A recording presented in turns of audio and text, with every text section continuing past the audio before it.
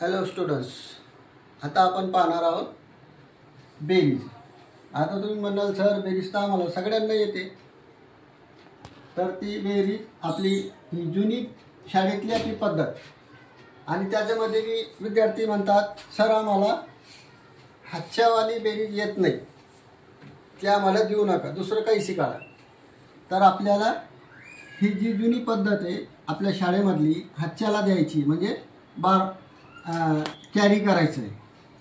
8 5 13 3 हातच्याला 1 7 5 12 2 हातच्याला 1 6 6 12 ही झाली आपली हातच्याला म्हणजे कॅरी द्यायचं। ही पद्धत काही विद्यार्थ्यांना येत नाही आणि आवडत नाही, येत नाही सर आम्हाला दुसरं काही द्या।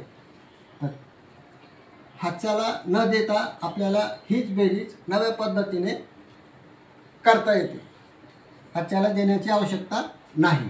कसं करायचं ते बघा।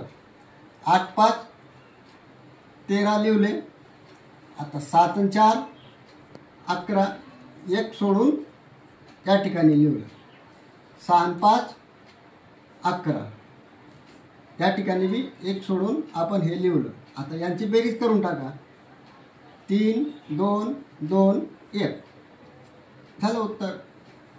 हे हातच्याला घेऊन झालं आणि हे बिना हातच्याचे उत्तर आलं।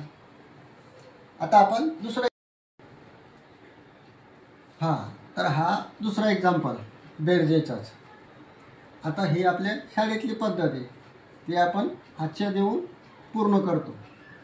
आणि ही आता ज्यांना ही आवडत नाही, म्हणजे हातच्याला मला येत नाही सर, तर त्यांच्यासाठी ही पद्धत आहे का हातच्याला नाही येते जाऊ दे बाबा ही कर बिना हातच्यावाली।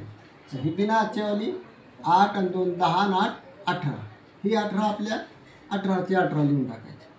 आता 7 आणि 3 10 आणि 5 15 ही 15 लिहून टाकले, 5 आणि 4 9 आणि 3 12 हे 12 लिवले, 7 आणि 3 10 आणि 6 16 हे झाले 16।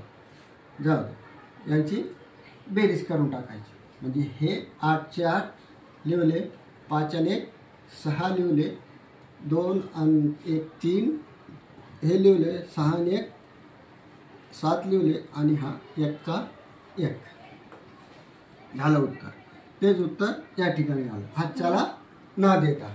म्हणून अशा पद्धतीने जर आपण एक्झाम्पल सॉल्व केले तरी आपल्याला सोप्या पद्धतीने हे बेरीज करता येईल। म्हणून असे नवनवीन व्हिडिओ पाहण्यासाठी माझ्या चॅनलला तुम्ही सबस्क्राईब करा आणि लाईक आणि शेअर करण्यास विसरू नका।